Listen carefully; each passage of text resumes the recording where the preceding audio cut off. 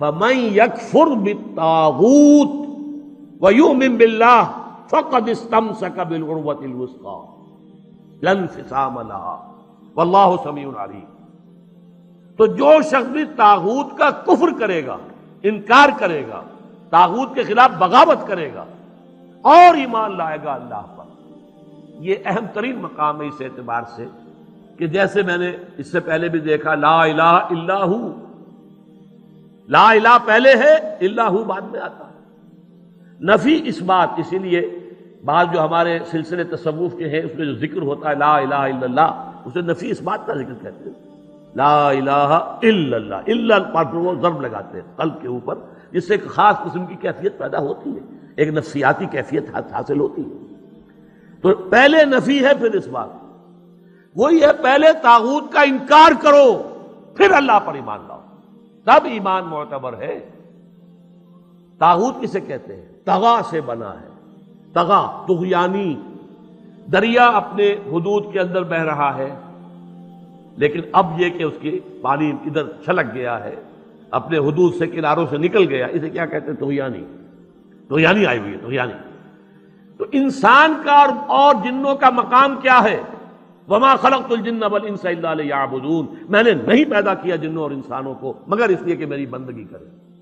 جو حد بندگی سے تجاوز کرے گا وہ طاغوت ہے، چاہے وہ ایک فرد ہو، کوئی ادارہ ہو، کوئی ریاست ہو۔ میں نے یہ تین چیزیں گن دی ہیں۔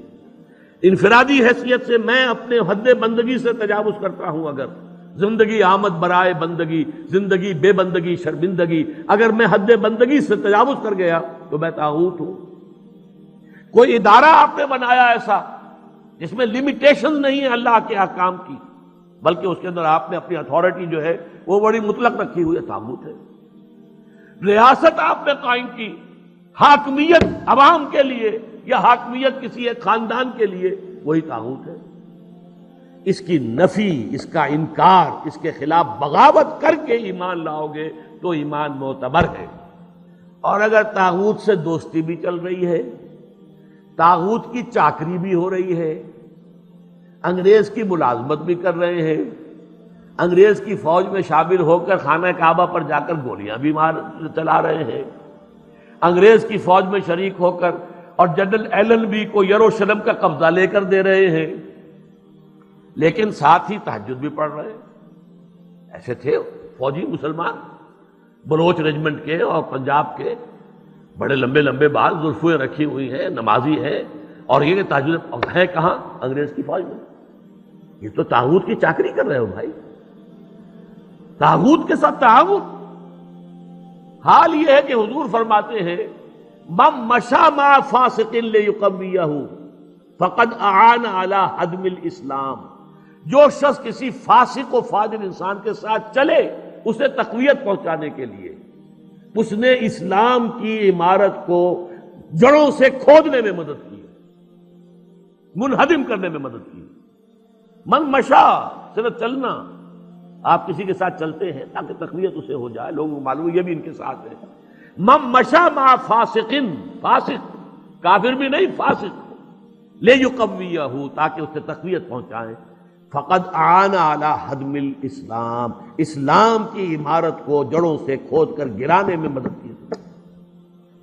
ایک اور حدیث میں آیا اذا مدح الفاسق، جب کسی فاسق کی مدح کی جاتی ہے، غضب اللہ تعالی واہتز لہ العرش، اللہ تعالیٰ انتہائی غضبناک ہوتے ہیں اس درجے کہ عرش کانپنے لگتا ہے، تھرا اٹھتا ہے عرش، اتنا غضب آتا ہے اللہ تعالیٰ کہ ایک شخص میرا باغی ہے، میرا فاسق ہے، فاجر ہے، اور اس کی مدح کی جا رہی ہے۔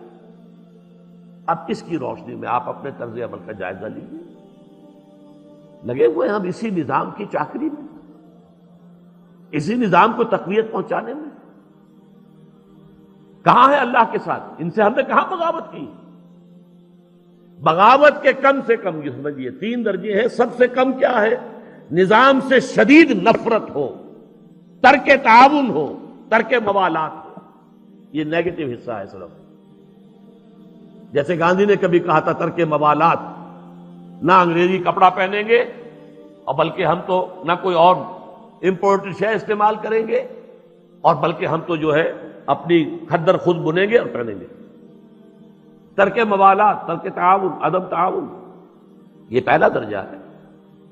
طاغوت کے ساتھ موالات نہ ہو، دوستی نہ ہو، چاکری نہ ہو، محبت نہ ہو، بلکہ ترک تعاون، ترک موالات اور دل میں شدید نفرت۔ اگلا مرحلہ کیا ہے؟ طاغوت کے خلاف زبان سے جہاد کرنا۔ یہ کام غلط ہے، ہم اسے پسند نہیں کرتے، ہم اس میں تعاون نہیں کریں گے، زبان سے بھی ایک اعلان کرنا۔ اور آخری مرحلہ ہے سب سے اونچا، طاقت کے ساتھ اس طاغوت کو ملیا میٹ کر کے حق کا نظام قائم کرنے کی جدوجہد کرنا۔ یہ ہے اصل مطلوب۔ الآن جیسے کہ مجھے واقعہ یاد آ گیا حضور کا، کہ حضور اور حضرت عمر ساتھ ساتھ چل رہے ہیں، کوئی چہل قدمی ہے یا کچھ اور معاملہ ہے۔ حضور پوچھتے ہیں عمر تمہیں مجھ سے کتنی محبت ہے؟ عرض کیا کہ حضور آپ مجھے دنیا کے ہر انسان سے زیادہ محبوب ہیں۔ اب آپ آنکھوں میں آنکھیں ڈال کر پوچھتے ہیں اور اپنی جان سے؟ اب ایک تو اندازہ کیجئے کہ یہ سوال کسی ایسے شخص سے نہیں کیا جا سکتا جس سے ذرا بھی بال برابر بھی بودھ ہو دل میں، تو خالص وہ بہت ہی مقرب ہوگا، اسی سے یہ بات کہی جائے گی۔ اپنی جان سے؟ تو حضرت عمر نے تھوڑا سا توقف کیا، پھر عرض کیا ہاں اب میں کہتا ہوں کہ ہاں آپ مجھے میری جان سے بھی زیادہ عزیز ہیں۔ فرمایا الآن، اب پہنچے ہو تم اس مقام پر کہ جہاں ہونا چاہیے۔